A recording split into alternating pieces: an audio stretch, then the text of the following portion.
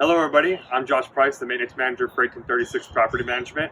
I'm here with Matthew Mead, the Operations Manager for GARSC, and we're going to be going through and looking at some items that we look at for spring and fall walkthroughs, and we're going to be talking about them a little bit today for our investors and our residents. All right, Matthew, so do you want to talk about a few things that we're seeing right here immediately? Oh yeah, sure. So basically it's really easy. We always try to start on the exterior of the properties. There's always a number of things that could go wrong and could potentially cause issues down the road. Right behind me here, you'll see a little bit of brush that is far too close to the foundation of the home. Over time, that can erode behind there and cause major foundation issues. And the same issue is presented here with this tree. Not only are the branches far too close to the house, but the tree itself is planted far too close.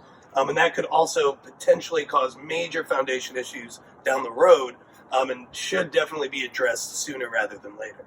Okay, y'all, while we're walking through the backyard of the property, we're still noticing some exterior issues. This little bit of rot here could certainly cause damage down the road, not only from wood-eating insects, but it can also spread further and cause far more damage down the road. It is always cheaper to address these when you find it rather than letting it sit and fester and become a much larger issue down the road. We're also noticing some of that right over here as well. It is attaching to the shingles slightly, which could definitely cause some roofing issues. And you really don't want to sleep on issues such as that, because even though it may seem like it's not important now, the problems that they cause down the road are far more expensive and far more complicated to remedy. As we're continuing through the exterior of the property, we're going to take a look at a number of other things, including the fence line, making sure all the boards are nailed or screwed in place preferably. Make sure that there's no major grass damage, whether it be too high or in this case completely dead in spots. That would all definitely need to be addressed down the road, especially before having new tenants come on.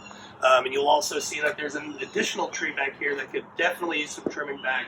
You certainly don't want the limbs coming too close to the roof line, because that could always cause quite a bit of damage down the road. And some other things that we'll be annotating is HOA violations or lease violations, such as satellite dishes or trampolines or evidence of pets that aren't on the lease and stuff like that. Those are the other things that we'll be looking for as well. Now that we are inside the property, we're going to take a look at a number of things. One that is very evident here is there is definitely an animal chewing on these blinds that will need to be replaced now that they will no longer function as needed and aesthetically are just an eyesore. And as we move forward along here, we notice in the bathroom that there is a running toilet, and that can cause, just apart from wasting water, the water bill itself will be higher, and it should definitely be remedied as well. As we continue moving through the property, we notice that there's clear evidence of a previous leak. I believe that there is a bathroom immediately above this room. You can see that not only can that cause mold, it will also deteriorate the sheetrock throughout. So this will have to be removed, and that area of sheetrock will have to be removed and replaced as well. And that is for the safety of others inside the home, not just for aesthetic purposes. Now we've come upstairs. We came immediately to the bathroom where we saw the previous leak downstairs. You can see there's still very much evidence of that leak that should still be addressed. The leak itself has been remedied, but you can see now there's quite a bit of a rot here along this trim that is attached to the tub itself along with the wall. And not only will that cause rot damage, it's also going to cause mold issues. And that definitely needs to be taken care of. Another thing we asked GARSC to look at is the filter and the safety switch for the HVAC system. As you can see, this filter has been recently changed out, so that's good. Sometimes it's dirty and GARSC annotates that. But another thing is the safety switch, which is we asked that GARSC make sure that one's installed, because if the drain line for the HVAC system is plugged up and there's no safety switch there, it gets clogged and it starts backing up and gets water all in this area. If the safety switch is present, if there's a clog, it shuts it all off, so there's no water damage or anything like that. Okay, so now that we're wrapping up our walkthrough of the property, there are some additional things that we'll always take a look for, including ensuring that the weather stripping on all the doors is present and functioning, also making sure that all the appliances and amenities are functioning as well.